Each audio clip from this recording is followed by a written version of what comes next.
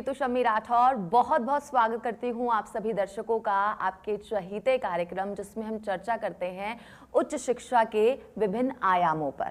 शिक्षा जिसके लिए कहा जाता है कि ये प्रत्येक परिवार, हमारे समाज और देश की प्रगति का आधार है।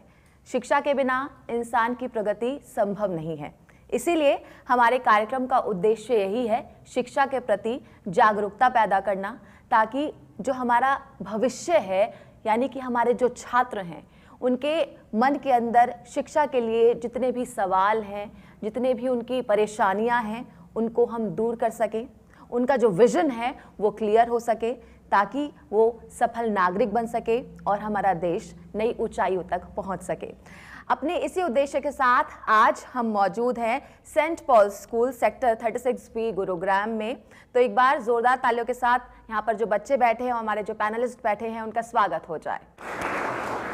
आज के पैनलिस्ट से मैं आप सभी को इंट्रोड्यूस करा देती हूँ। सबसे पहले हमारे साथ on my right to be start मेरे साथ है miss Neha Raghav, science expert हैं मैम। फिर हमारे साथ हैं Ruchi Bhareeja ma'am, principal of the school. हमारे साथ मौजूद हैं doctor Shri Krishna, counselling psychologist. K Bhardwaj ji, chairman of the school. Seema Kwatra ma'am, mathematics expert. और Atul Batra ji, academic director of the school. चलिए कार्यक्रम की शुरुआत करते हैं। और सबसे पहले मैं यहाँ पर जो चेयरमैन पर्सन हैं मिस्टर के भारद्वाज जी, सर आपसे मैं गुजारिश करना चाहूँगी कि आप अपने कुछ शब्द, अमूल्य शब्दों के साथ हमारे जो स्टूडेंट्स बैठे हुए हैं उनका मार्गदर्शन करें।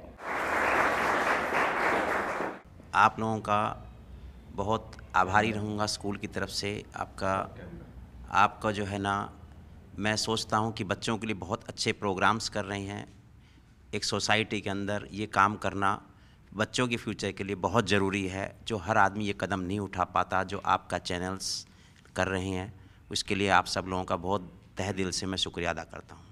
और मैं स्कूल के बारे में, एजुकेशन के लिए हम जो यहाँ काम कर रहे हैं, for the bright future of the students we are working here. हम चाहते हैं कि समाज के अंदर एक वेल कल्चर्ड, सोशल, एक इंटेलिजेंट स्टूडेंट्स जाएँ और देश की सेवा करें। उसके लिए जो आप लोग अपनी तरफ से कर रहे हैं, हम भी अपनी तरफ से चाहते हैं स्कूल भी अपना पूरा सहयोग करें। और उसके लिए इन्वायरमेंट चाहिए, बच्चों की तरफ से भी, पेरेंट्स की तरफ से भी, और सोशल इन्वायरमेंट भी बहुत ज़रूरी है, ताकि स्कूल में ऑल राउंड ग्रूमिंग बच्चों की हो सके। उसके बाद मैं ये कहना चाहूँगा कि बच्चों को अभी बहुत सारे चैलेंजेस हैं। पहले टाइम पे चैलेंजेस कम हुआ करते थे, अभी लाइफ के अंदर इतना स्ट्रगल है, इतना कंपटीशन है। उस चैलेंजेस को देखने के लिए students has to work very hard with intelligence, with moral value. So many works are there with them. एक कंपटीशन की लाइफ के लिए अपने आप को कहीं स्टैंड करने के लिए स्टूडेंट्स को बहुत मेहनत करने की ज़रूरत है। उसके लिए हम स्कूल में career counselling, psychologist, moral values, उसके ऊपर हम बहुत काम करते हैं, ताकि समाज में एक अच्छा स्टूडेंट्स बाहर भेज सकें।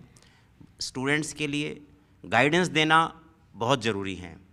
स्कूल चाहता है कि हम बच्चों में एक जजमेंट कर सकें या जज कर सकें। हम उनके लिए यहाँ पेरेंट्स भी हैं 6 आवर्स के लिए, उनके जज भी हैं, उनके कुलीग्स भी हैं, उनके फ्रेंड्स भी हैं। अगर हमें किसी बच्चे को उनका कैलिबर हम जज कर लें तो बच्चा किसी भी लेवल पे पहुँच सकता है। यदि हम चाहें, एक फ़िश है, मछली है, हम चाहें वो पेड़ पे चढ़ जाए, ये पॉसिबल नहीं है। यदि हम चाहें एक मछली को हम वेल में, सी में, रिवर में स्विमिंग कराएं, वो बहुत अच्छा आउटपुट दे सकती है। इसी तरह अगर हम बच्चों में एक बार जजमेंट कर लें, या पेरेंट्स जज कर लें, टीचर्स जज कर लें कि उसकी कैलिबर क्या है, उसकी एफिशिएंसी क्या है, वो किस वे में जाना चाहता है। एज पर द आवर प्रधानमंत्री जी, NEP लागू हो रही है 24 में, 2024 से NEP लागू हो जाएगी। मोस्ट प्रोबेबली 10th क्लास में 10 सब्जेक्ट्स होंगे, 11th 12th के अंदर 6 सब्जेक्ट्स होंगे। सेम उसी पैटर्न पे वो काम किया जा रहा है कि बच्चों में ओवरऑल ग्रूमिंग के लिए स्किल के साथ में कैसे आगे बढ़ा जाए, ताकि हमारा देश और आगे बढ़ सके। अब मैं रिक्वेस्ट करना चाहूँगी रुचि भारेजा मैम से, जो कि प्रिंसिपल हैं स्कूल की, वो अपने मोटिवेशनल वर्ड्स के थ्रू बच्चों को थोड़ा सा मोटिवेट करें, उनका मार्गदर्शन करें। मैं आपको आपके बोर्ड एग्ज़ाम्स के लिए बेस्ट विशेस देना चाहूँगी। And you all are having the calibre, आप सबके अंदर कैलिबर है, आप बहुत अच्छा कर सकते हैं। हैव कॉन्फिडेंस इन यू, अपने अंदर एक विश्वास रखिए दैट यू कैन डू, आप कर सकते हैं। एंड अगर आप कॉन्फिडेंस के साथ आगे आएंगे तो आप बहुत अच्छा करेंगे अपनी लाइफ में। एंड जस्ट जज योर मॉरल वैल्यूज़ ऑल्सो, आप अपनी मॉरल वैल्यूज़ को साथ में लेके चलिए, तभी आप लाइफ में कुछ अच्छा कर पाएंगे। मॉरल वैल्यूज़ आपकी लाइफ में बहुत इम्पॉर्टेंट हैं और उसके लिए आपको जो है अपने आगे आने वाले फ्यूचर के लिए आपको अपने मॉरल वैल्यूज़ को साथ लेके चलना है। And just trust in yourself, confidence in yourself. अब मैं रिक्वेस्ट करना चाहूँगी academic director of school Atul Batra sir ji से, वो कुछ छात्रों को मोटिवेट करें, कुछ ऐसे चीज़ें बताएं जो कि स्टूडेंट लाइफ पे उनको बहुत ज़्यादा सपोर्टिव और बहुत ज़्यादा यूज़फुल होने वाली हैं। आज शिक्षा की बात हम लोग इस कार्यक्रम में कर रहे हैं, और जब शिक्षा की बात हम कर रहे हैं तो मुझे याद आती है महात्मा गांधी जी की दी हुई परिभाषा कि मन, शरीर और आत्मा का जो विकास है वही अपने आप में एक संपूर्ण शिक्षा है। सेंट पॉल स्कूल, जो कि सेक्टर 36 बी गुड़गांव में स्थित है, वो भी पूरी तरह से प्रयासरत है कि हम किस तरह से हमारे विद्यार्थियों का मन, शरीर और आत्मा पूर्ण रूप से विकसित कर सकें। क्योंकि अगर किसी विद्यार्थी का मन, शरीर और आत्मा पूरी तरह से विकसित है तो मैं समझता हूँ वो हमारे लिए एक राष्ट्रीय पूंजी है, और राष्ट्रीय पूंजी निर्माण के कार्य में हमारे द्वारा दी जाने वाली शिक्षा का एक महत्वपूर्ण योगदान है। और जितने भी दर्शक इस कार्यक्रम को देख रहे हैं उनसे भी मेरा निवेदन यही रहेगा कि जीवन में अगर हमें सच्ची शिक्षा प्राप्त करनी है तो शिक्षा के इन तीनों आयामों पे हमें विशेष फोकस देना होगा, तब जाकर के हमारा जो राष्ट्र है विकसित राष्ट्र की श्रेणी में आ जाएगा। हालांकि अब हम देखें तो केंद्र सरकार विशेषकर मोदी जी के नेतृत्व में अंतर्राष्ट्रीय स्तर पर हर क्षेत्र में परचम लहरा रही है, लेकिन सही मायनों में विकसित राष्ट्र तब बन पाएगा जब हमारे देश की शिक्षा और हर शिक्षित प्राणी एक राष्ट्रीय संपत्ति होगा। तो बच्चों, अब आपका नंबर आ गया है। आपके मन में जो भी सवाल हो, आपकी जो भी क्वेरीज हो, कोई कंफ्यूजन हो, आप पूछ सकते हैं। गुड आफ्टरनून सर, मेरा नाम दीपिका है। मैं आपसे जानना चाहती हूँ कि सॉफ्ट स्किल हमारे करियर मेकिंग में कैसे रोल प्ले करती है। सॉफ्ट स्किल का आज के दिन में करियर मेकिंग में बहुत ही महत्वपूर्ण योगदान है। जब हम सॉफ्ट स्किल की बात करते हैं तो आपकी जो लीडरशिप क्वालिटीज़ हैं हम उनके बारे में बात करते हैं, आपके कम्युनिकेशन की जो एबिलिटीज़ हैं या संचार करने का जो योग्यता है उसके बारे में हम बात करते हैं, आपकी जो प्रेजेंटेशनल स्किल्स हैं उनके बारे में हम बात करते हैं। और जब हम पब्लिक सेक्टर और प्राइवेट सेक्टर की जब हम बात करते हैं तो उसमें सॉफ्ट स्किल का एक अपना एक इम्पोर्टेंट रोल है, और उनको डेवलप करने के लिए आपके पास कंटेंट होना चाहिए, आपके पास उचित दिशा निर्देश होने चाहिए और प्रैक्टिस होनी चाहिए। सॉफ्ट स्किल के माध्यम से आप किसी भी क्षेत्र में, चाहे वो साक्षात्कार है, चाहे कोई कहीं आपको कोई प्रेजेंटेशन देना है, तो आप जहां आप अपनी प्रेजेंटेशन देंगे वहीं पे कोई भी पैनल है, बोर्ड है, इंटरव्यू बोर्ड है, वहां आप अच्छे से अपनी मौजूदगी दर्ज कर सकते हैं। थोड़ा सा इसमें और ऐड ऑन करना चाहूँगा, सॉफ्ट स्किल्स हम डेवलप कैसे कर पाते हैं, इसमें हमारे बिहेवियर का क्या रोल होता है, हमारी सराउंडिंग का क्या रोल होता है। क्योंकि आप लोग सभी अभी लर्निंग फेज में हैं, सीख रहे हैं, अभी कहीं ना कहीं हमारे हार्मोनल चेंजेस आ रहे हैं, एग्रेशन लेवल भी हाई है, आपकी एक्सपेक्टेशन भी हाई है, आप उम्मीद करते हैं कि आप बेहतर से बेहतर करें। तो उस टाइप की सिचुएशन में अपने आप में संयम रखना, अपने आप को निर्धारित करना कि मुझे यहाँ रिएक्ट करना है, इस तरीके से रिएक्ट करना है और यहाँ मुझे रिएक्ट नहीं करना।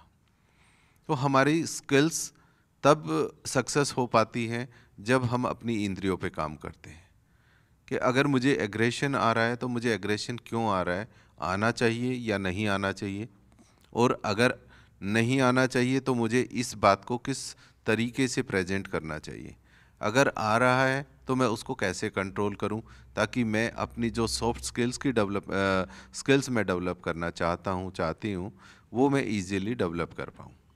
तो ये आप लोगों को ध्यान रखना होगा कि सबसे पहले आपको अपने आप पे काम करना होगा। अपनी सराउंडिंग में हो रहे परिवर्तन, जितने भी चेंजेस आपके आसपास हो रहे हैं, उन चेंजेस को आप कैसे डील कर पाते हैं, उनको आप किस तरीके से आप लेते हैं।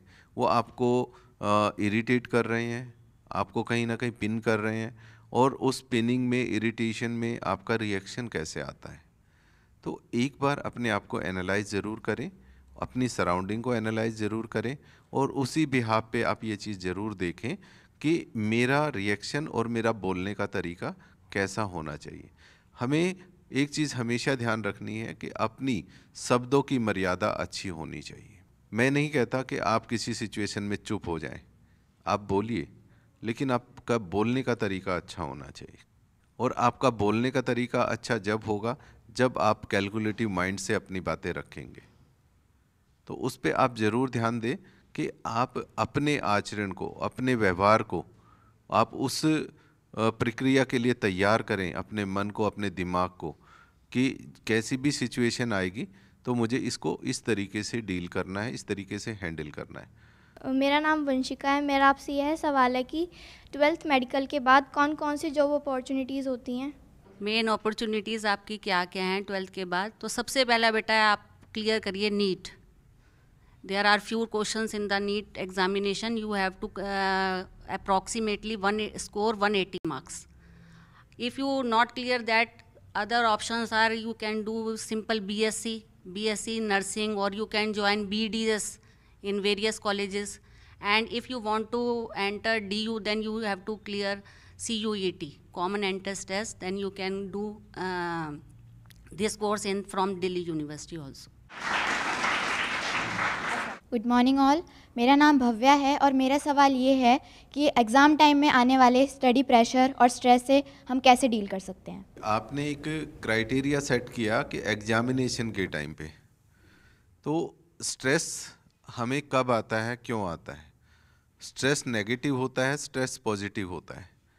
पहले तो हम इस चीज़ को डिसाइड कर लें कि अगर मैं आपको बोलूं कि आप को किसी पार्टी में जाना है, और उस पार्टी में जाने के लिए जो एक्साइटमेंट आप लोगों के अंदर होती है, उसे आप स्ट्रेस काउंट नहीं करते कभी भी कि मुझे जाना है, मुझे अच्छा दिखना है, मुझे अच्छी ड्रेस पहननी है।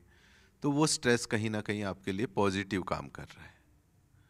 जब आप लोग अपने एग्ज़ाम की बात करते हैं या किसी कंपटीशन की बात करते हैं, तो वो स्ट्रेस ऑटोमेटिकली नेगेटिव आ जाता है आपके माइंड में कि मुझे स्ट्रेस हो रहा है। दोनों ही सिचुएशन में स्ट्रेस है। आप वहाँ पे भी अपना बेस्ट देना चाहते हैं और आप अपने यहाँ पे भी बेस्ट देना चाहते हैं। तो एक चीज़ तो अपने माइंड में रखिए कि ये दोनों पैरेलली हैं, प्लस माइनस आपके माइंड में है कि आप किस चीज़ को नेगेटिव फॉर्म में लेते हो और किस चीज़ को आप पॉजिटिव फॉर्म में लेते हो। अब बात आती है कि आप इससे कैसे बचें। स्ट्रेस हमें जब आता है जब हम किसी भी सब्जेक्ट को लेके अपने माइंड में क्लियर नहीं होते कि मेरा ये टॉपिक क्लियर है या नहीं है, मैं इसमें अच्छा कर पाऊँगा या नहीं कर पाऊँगा। आपके जो सेल्फ डाउट होते हैं, अपने अंदर अपने आप पे जो डाउट्स होते हैं, वो आप लोगों को परेशान करते हैं। रीज़न बीइंग कि जब हम आप लोगों से क्लासेस में पूछते हैं कि किसी का कोई डाउट है, कोई क्वेरी है, तो आप पूछें। उस टाइम आप लोग क्वेश्चन नहीं पूछते। आप लोगों को लगता है कि या तो मेरा पीयर ग्रुप मुझ पे हंसेगा, या आप अपने आप को शो ऑफ करते हैं कि नहीं मुझे सब कुछ आता है। तो इस चीज़ की आप हमेशा ध्यान रखें इस बारे में कि कभी भी ऐसी सिचुएशन होती है तो अपने आप को ओपन अप करें। अपनी क्वेरी, अपनी प्रॉब्लम जो भी है इमीडिएटली अपनी क्लियर करें ताकि वो आपको बार बार परेशान ना करें। एग्ज़ाम के टाइम की जहाँ तक बात होती है तो आप लोग ऑलरेडी उस स्टेज पे हैं जब आप लोगों के अब एग्ज़ाम जस्ट 1 और 2 स्टेप आगे है। तो अब आपके पास वो टाइम नहीं है कि आप कोई ऐसी स्ट्रेटेजी अपना सकें या कोई कैलकुलेशन कर सकें कि जिसमें आप धीरे धीरे धीरे धीरे ग्रेजुअली इस चीज़ को करें। अब आपने ये देखना है कि आपका जो सिलेबस है वो एक बार 1 घंटा 2 घंटा आप लगा दीजिए, सब्जेक्ट वाइज पकड़िए, इतना सिलेबस है, ये ब्लूप्रिंट के अकॉर्डिंग इतने इतने मार्क्स के क्वेश्चन आते हैं, उनको आप कैसे डिवाइड कर सकते हैं, उनमें से कितने टॉपिक ऐसे हैं जो आपके बिल्कुल क्लियर हैं, कितने टॉपिक ऐसे हैं जो आपके 50% क्लियर हैं, कितने टॉपिक ऐसे हैं जो 20% क्लियर हैं। ये आप सेग्रीगेट कर लें हर सब्जेक्ट के बारे में, तो आपको क्लियर पिक्चर नज़र आ जाएगी कि मुझे किस सब्जेक्ट में कितनी मेहनत की ज़रूरत है। उसके बाद आप अपना टाइम देखिए कि आपके पास टाइम ड्यूरेशन कितना है, आप उस सिलेबस को करने के लिए क्या आपके पास सफिशिएंट टाइम है। अगर सफिशिएंट टाइम है आपके पास तो उसको डिवाइड करिए, जो भी टाइम स्लॉट आपके पास है उसको डिवाइड करिए कि ये 2 चैप्टर हैं और ये 2 चैप्टर मुझे 5 दिन में करने हैं। अच्छी लर्निंग के लिए आप उसको डिवाइड करके करें, स्ट्रेस ना लें। आप 5 पार्ट्स में उसको डिवाइड कर लीजिए, तो आपके पास बहुत इजी हो जाएगा कि अगर कोई चैप्टर आपका 4 पेजेस का है और 2 पेजेस में वो कन्वर्ट हो गया तो 2 पेज आप इजीली पढ़ पाएंगे। आप मत सोचिए कि मुझे 4 पेजेस पढ़ने हैं, आप 2 पढ़िए, अच्छे से पढ़िए, डीप लर्निंग करिए। नेक्स्ट डे आप उसको करिए, क्योंकि आप ऑलरेडी ये सेट कर चुके हो कि इन 5 दिन में मैं गोल अचीव कर लूँगा, कर लूँगी, तो आपको ऑटोमेटिकली स्ट्रेस नहीं होगा। और अगर आप मानेंगे कि मेरे पास इस सब्जेक्ट में भी है, इस सब्जेक्ट में भी इतना है, इस सब्जेक्ट में भी इतना है, तो कैलकुलेशन आपको बार बार डिस्टर्ब करती रहेगी। टाइम मैनेजमेंट अगर आपने सीख लिया और आपने उसको डिवाइड कर लिया तो डेफिनेटली आपके माइंड में एक चीज़ रहेगी कि मुझे इसको इस तरीके से कवर करना है और मेरे पास सफिशिएंट टाइम है। बहुत हार्ड टॉपिक्स जो हैं, जो आपको बार बार डिस्टर्ब कर रहे हैं या आपको ऐसा लगता है कि शायद मेरा ये टॉपिक टाइम कंज्यूमिंग है, मैं इस पे ज़्यादा टाइम लगा रहा हूँ, लगा रही हूँ, तो लास्ट मोमेंट पे आप उस टॉपिक को साइड कर दीजिए। आप उन टॉपिक्स पे काम करें जो आपके बिल्कुल क्लियर हैं, जिन पे आपको बहुत कम मेहनत करनी है और आपकी जो मार्क्स का जो स्कीम है वो आपको ये क्लियर कर रहा है कि मैं अच्छे मार्क्स से पास आउट हो सकता हूँ। जब इस एरिया को आप कर चुके हो तो लास्ट उस टॉपिक को टच करें कि अगर मैं कुछ उसमें से पार्ट कर पाया, नॉट कंप्लीट, कुछ सर्टेन पार्ट आप उसमें से कर पाए तो आप उसको कर लीजिए। अदरवाइज आपको वो डिस्टर्ब कर रहा है तो उस टाइम उसको छोड़ दीजिए, क्योंकि अब वो स्टेज नहीं है कि आप उस पर इतना टाइम लगा दें कि बाकी का रिवीजन ही ना हो आपका। तो बेस्ट वे ये है कि आप अपने टाइम मैनेजमेंट को सीखें, सिलेबस को थोरोली चेकआउट करें, विजुअलाइज करके देखें, अपनी बुक बंद करके और दूर से देखें, उसको विजुअलाइज करके देखिए कि मेरा फर्स्ट टॉपिक क्लियर है, सेकंड टॉपिक क्लियर है, इसमें ये इसके सब पार्ट्स हैं, इन सब सारे सब पार्ट्स मुझे क्लियर हैं। उसके बाद जब आप क्लास में या एग्जामिनेशन हॉल में एग्ज़ाम देंगे तब भी आपको एक चीज़ का ध्यान रखना है, आपको 15 मिनट्स हाफ एन आवर आपको रीडिंग पार्ट टाइम मिलता है। तो हम लोग उस सिचुएशन में क्या करते हैं, हम लोग उस सिचुएशन में खाली क्वेश्चन को पढ़ते हैं कि ये क्वेश्चन पेपर में से कितने क्वेश्चन मुझे आते हैं, कितने नहीं आते हैं, राइट। तो वहाँ एक चीज़ और ऐड ऑन कर लीजिए आप साथ में कि जब आप क्वेश्चन पेपर को पढ़ते हैं तो ये डिसाइड कर लीजिए कि ये वाला क्वेश्चन उस टॉपिक से आता है, ये उस टॉपिक से आ रहा है, ये उस टॉपिक से आ रहा है। तो आप कहीं भी कंफ्यूज नहीं होंगे कि आप इजीली उसको फॉर्म कर पाएंगे, उसका आंसर या फॉर्मूला कोई अप्लाई करना है तो आप कंफ्यूज नहीं होंगे, आप फॉर्मूला इजीली अप्लाई कर पाएंगे। तो जब आप आधे घंटे उस क्वेश्चन पेपर को पढ़ते हैं तो लगभग आप पूरी बुक का रिवीजन उस टाइम कर चुके होते हैं, क्योंकि आपने उन सभी टॉपिक्स को थोरोली चेक कर लिया कि ये क्वेश्चन कौन से टॉपिक से आया है। और जब हम ये करना शुरू करते हैं तो हमारा कॉन्फिडेंस बिल्ट होता है, आप एकदम से मोटिवेटेड हो जाते हैं कि मुझे ये क्वेश्चन भी आता है, मुझे ये क्वेश्चन भी आता है, मुझे ये क्वेश्चन भी आता है, और धीरे धीरे आपको पूरा पेपर बड़ा इजी लगता है। और जब आप अटेम्प्ट करने का आपको टाइम मिलता है तो आप बहुत कूल माइंड से अपने क्वेश्चन पेपर को सोल्व करना शुरू कर देते हैं, तो स्ट्रेस आएगा ही नहीं कभी। तो स्ट्रेस को पॉजिटिव वे में लें कि हम कुछ अच्छा करना चाहते हैं, अपने लिए बेहतर करना चाहते हैं, तो वो चीज़ें आपके जीवन का पार्ट है। तो पॉजिटिव लें, नेगेटिव ना लें स्ट्रेस को। मेरा नाम मन्नू राज है। मेरा सवाल यह है कि एनडीए में जाने के प्रोसेस क्या है और उसके जो एग्ज़ाम का पैटर्न है वो क्या होता है? एनडीए में आप अपीयर होना चाहते हैं, बहुत अच्छा क्वेश्चन है। हमारे एरिया में एनडीए की बहुत डिमांड है। आप माने विदाउट डिक्लेरेशन मैं आपको बता देता हूं कि डिफेंस में ऑफिसर्स की बहुत कमी है। उनको जो लोग चाहिए, जैसा टैलेंट चाहिए, वो उनको मिलता ही नहीं है। अगर लोग चाहें, बच्चे चाहें कि मैं एनडीए के लिए क्वालिफाई हो जाऊं, तो उनके लिए अगर वो मेहनत करें तो बहुत अच्छा चांस है। 10+2 के अंदर आपका मैथमेटिक्स पीसीएम होना ज़रूरी है। 60% ऑफ मार्क्स चाहिए। एनडीए में 2 एग्ज़ाम होते हैं, आपको दोनों एग्ज़ाम क्लियर करने पड़ेंगे।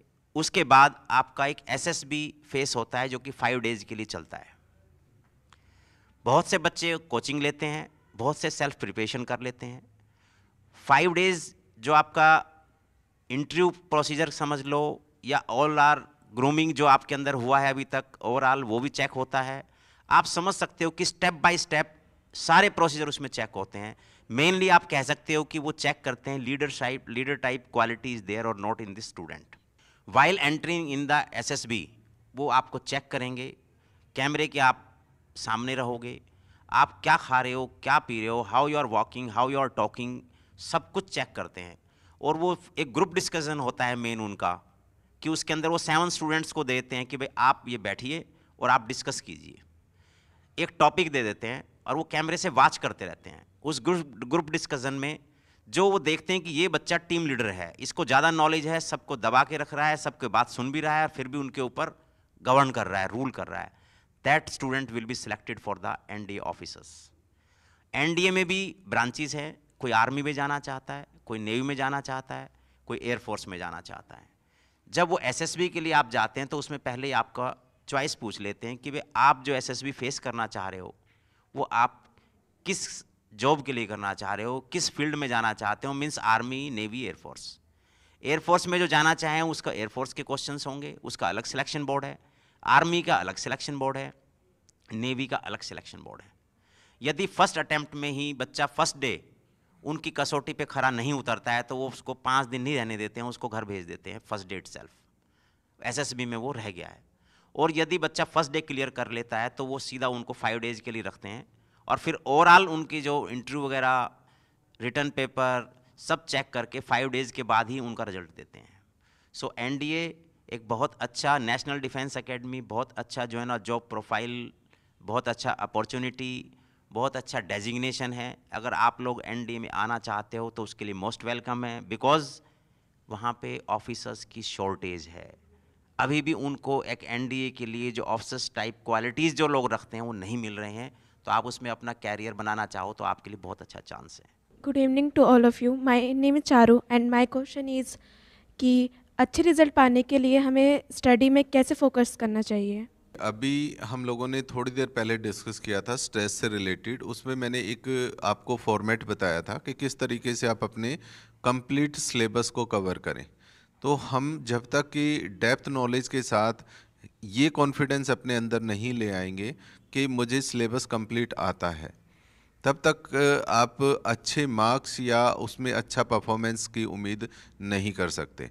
जहाँ तक हम बात करते हैं कि हमें अच्छे मार्क्स आने चाहिए, कई बार सिचुएशन होती है कि कुछ बच्चे क्विक लर्नर होते हैं, मगअप कर लेते हैं, चीज़ों को याद कर लेते हैं, उसके बेस पे उनको मार्क्स मिल जाते हैं। बट क्या वो उसका सक्सेस का क्राइटेरिया है? वो ज़रूर ध्यान रखें कि आपके सभी कॉन्सेप्ट क्लियर होने चाहिए, आपका बेसिक स्ट्रॉन्ग है और उसके हिसाब से आप स्टडी करते आ रहे हैं तो आपको कोई भी किसी भी प्रकार का डाउट नहीं होगा, आप अच्छे मार्क्स से ही पास होंगे।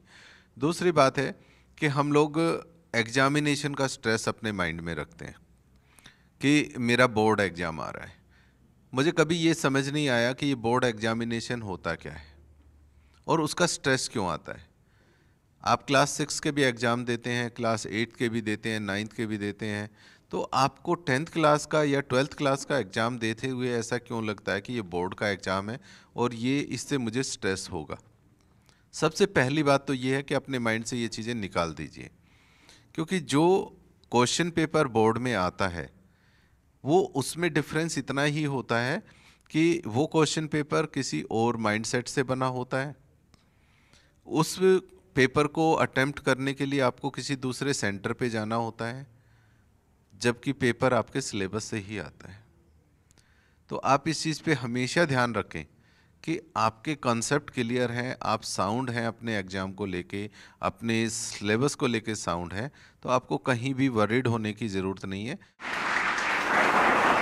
अगर मैं कॉमर्स की बात करूं तो कॉमर्स को लेकर भी जो स्टूडेंट्स होते हैं उनके मन में बहुत सारे क्वेश्चंस होते हैं। तो हमारे साथ कॉमर्स के लिए बात करने के लिए रुचि भारीजा मैम हैं, तो मैं चाहूँगी कि वो थोड़ा सा इस एरिया पर थोड़ा सा प्रकाश डालें, थोड़ा सा बच्चों को इलेबोरेट करें इसके बारे में। कॉमर्स में बहुत सारे फील्ड्स हैं। कॉमर्स के अंदर हम लोग चार्टर्ड अकाउंटेंट कोर्स कर सकते हैं, CS कर सकते हैं, कंपनी सेक्रेटरी कोर्स। देन उसके बाद हमारे प्रोफेशनल कोर्सेज में और हम ऐड ऑन करें, देन उसके बाद है BBA bachelor business administration, then MBA। आपके लाइफ में इन सब को लेकर आजकल आपने सबने देखा होगा कि जो हमारे ट्रेड बिजनेस एंड ऑल जितनी भी हमारी ट्रांजैक्शन होती हैं सब कॉमर्स से ही रिलेटेड हैं, सभी कमर्शियली रिलेटेड हैं, कॉमर्स से रिलेटेड हैं। जो आपका ये बिज़नेस है या आपका जितना भी ये हम लोग परचेजिंग एंड सेलिंग करते हैं, आजकल आप देखेंगे पुराने मेथड्स हमारे ख़त्म होते जा रहे हैं, बहुत कम होते जा रहे हैं और ज़्यादातर आजकल लोग जो हैं बिज़नेस, शॉप, इन चीज़ों में ज़्यादा ट्रस्ट करते हैं, ज़्यादा इस चीज़ में फोकस करते जा रहे हैं। तो कॉमर्स हमारे लिए हमारी लाइफ में, डे टू डे लाइफ में also it is very very important. And इससे बहुत सारे प्रोफेशनल कोर्सेज़ हैं और अगर प्रोफेशनल कोर्सेज़ में भी अगर कोई बच्चा नहीं क्लियर कर पाता है तो उसके बाद कॉमर्स को लेकर आप टीचिंग में भी जा सकते हैं। इसमें हमारे जो सब्जेक्ट्स होते हैं वो मेनली 3 हैं, accountancy, economics and business studies on 11th and 12th level. उसके बाद आगे जाके ये बहुत ज़्यादा वास्ट होता जाता है, कॉस्ट अकाउंटिंग आ जाती है, इनकम टैक्स आ जाता है और बाकी और अदर प्रोफेशनल कोर्सेज भी आ जाते, प्रोफेशनल सब्जेक्ट्स भी आ जाते हैं जिनमें आप फोकस कर सकते हैं। So commerce is very much important in our day to day life. तो डिस्कशन हमारा लगातार चल रहा है हायर एजुकेशन के जो डिफरेंट एस्पेक्ट्स हैं, सॉफ्ट स्किल पर हम चर्चा कर चुके हैं। हमने चर्चा की है कि किस तरीके से जो अलग अलग सब्जेक्ट्स हमारे होते हैं, चाहे वो साइंस हो, चाहे वो मैथमेटिक्स हो, चाहे वो बायो हो, चाहे वो हमारा और कॉमर्स की हम बात करें तो अलग अलग सब्जेक्ट के हिसाब से हमारे करियर ऑप्शंस किस तरीके से और ज़्यादा खुल सकते हैं, कौन कौन से एरियाज़ में हम अपनी जो एक्सपर्टीज़ है उसको डिसाइड कर सकते हैं, हम अपने प्रेशर को किस तरह से रिलीज़ कर सकते हैं। लेकिन और भी बहुत सारी चीज़ें हैं जिन पर हम आगे और चर्चा करेंगे। तो एक बार फिर से हम आपके सामने हाजिर होंगे उन सभी चीज़ों को लेकर। आप हमारे साथ नेक्स्ट टाइम फिर दोबारा ज़रूर जुड़िएगा इसी उम्मीद के साथ। फिलहाल आज के लिए दीजिए इजाज़त, नमस्कार।